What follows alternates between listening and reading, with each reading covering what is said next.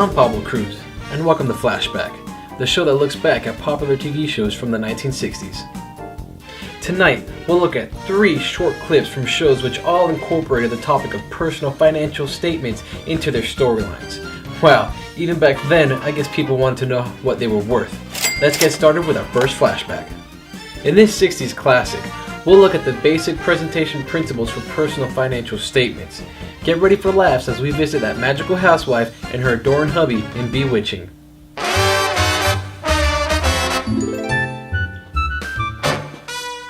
Darwin, is something the matter? No, Pam, it's these personal financial statements I've been working on. I could have sworn that I prepared them using current estimated values, but now they all seem to be at cost. Is that a bad thing? Well, sure. The users believe that estimated current values for assets and liabilities give more relevant information for decision making. Darwin, correct me if I'm wrong, but aren't these supposed to be on the accrual basis as well? What? Oh, I could have sworn they were on the accrual basis. Pam, I tell you, I think I'm beginning to lose it. Well, why don't you go into your study and work on them a little more while I finish up dinner? Thanks, Pam. That's a good idea. And don't forget to put the assets and liabilities in order of liquidity. Mother! You yelled? Mother, did you sabotage Darwin's statements? Now why would I do that to poor little Derwin? I simply made a few improvements. It's Darwin, Mother, and what improvements did you make? Well, for instance, he had things so cluttered that I combined a large business he had in with some other assets. Mother, standards require that any major business interest must be presented separately from other assets. Oh dear! Mother, Darwin has enough to worry about without your meddling. Oh, it's just a silly statement. How difficult could it be? Well, first of all, he has to determine the entity before he even begins. Oh, really? Yes, and it could be an individual, a married couple, or even a family. Now, Mother, fix it back right now. Oh, well, if you insist. There, all fixed. Derwin won't have to worry his pretty little head about it anymore.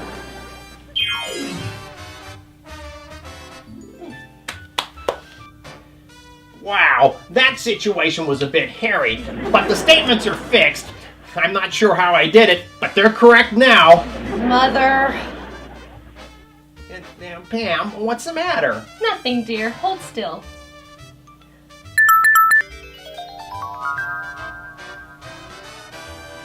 Abram, get in here. She's doing it again. Greta, you've been taking too many CPE courses.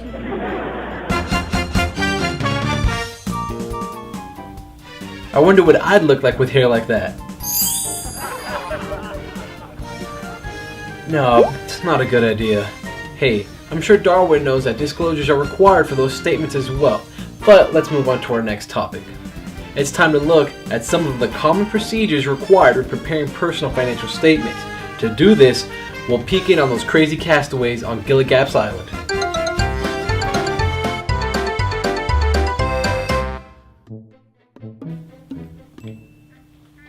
Hey, Captain, the Powells say that they need their personal financial statements done so that they can use them when we all get rescued. Well, little buddy, with the professor's new invention here, our job will be a whole lot easier. So, what is this, Captain? It's a technical support device. So we can call somebody and find out about client acceptance and client understanding? Exactly, Gilligap.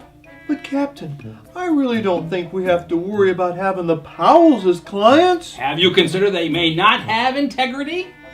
Or maybe when they only think they have money, they may be having financial difficulty. Now, little buddy, I wouldn't go that far. Or maybe all their records were lost in the shipwreck and we have nothing to work with. Gilligap! Or what if we're not independent because we live on the same island? What are we going to do? What are we going to do? Gilligap! Please. Oh, There they are, Mary Beth. well, hello, girls. We've been looking all over for you two. What are you two doing? Oh, hi, Mary Beth. We're preparing personal financial statements for the Powells. Oh, how exciting.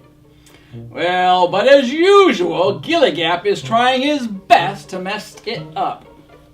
Well, you do want to make sure the pals understand what you will be doing before you get started. Yes, they need to know the nature and limitations and what their responsibilities will be. You'll also need them to know that you won't necessarily find any errors, fraud, or illegal acts. And don't forget to give them a description of the report. Oh, okay. I gotta go tell the pals right away. Gilligan, we already had that covered in our engagement letter. Oh, yeah. Now, all we have to do is use the professor's invention to find out what information we'll need. This is the U.S. Coast Guard. How can we assist you?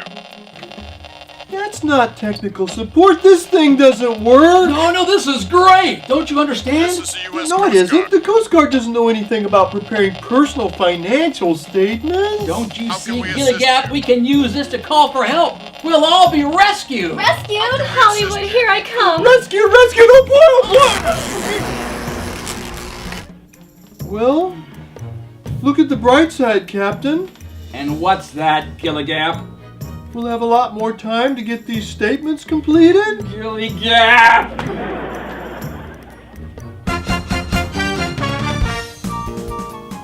Did you ever wonder why the professor could build a nuclear reactor out of bamboos and coconuts, but couldn't fix a 2-foot hole in a boat? And why was it always the same song that played whenever they turned on the radio?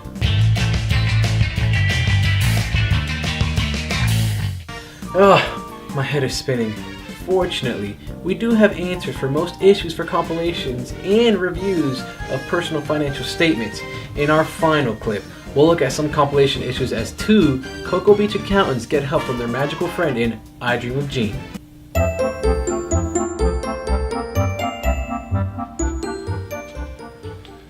I don't understand what happened today, Rob. We learned all about the transactions, the form of a bill of records, and basis of accounting. I don't know, Tommy. We also found out some of the qualifications of the accounting staff. And boy, did she have some qualifications. Rob, we don't have time for that right now. Now, we know a compilation is based primarily on the client's representations and understanding how they put the numbers together. We could ask a few questions or perform some procedures. We shouldn't have to do that in a compilation, Rob. Everything was going fine in this job until we began to suspect fraud. But I just don't see Dr. Mello getting involved in anything like that. Me neither, Rob. Wait just a minute. I'll bet Jean had something to do with this. Jean! Jean!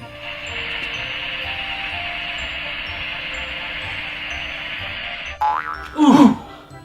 You know, I'll never get used to that. Why couldn't you have gotten a better looking genie in a bottle? I'll have you know that in my day, I was Mr. Persia. Let's see how you look in 1,000 years. Jean, you've got to help. I'm in big trouble. What's the problem, Master? I don't know what you did, but we can't seem to get the compilation completed. That's because you haven't read the statements yet. Here, let me show you.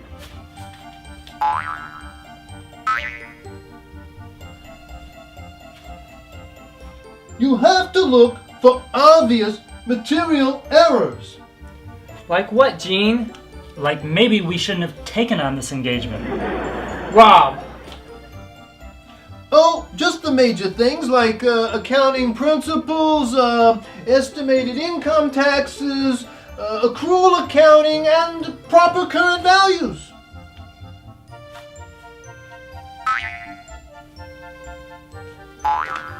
That's it, Jean! You're a lifesaver! Oh, thank you, Master! No, I told you! No hugs! Sorry, Master. Well, we're out of time today. You know, sometimes I wish I had a magical genie to make my job easier. Your wish is my command, Master! On second thought, I'm out of here.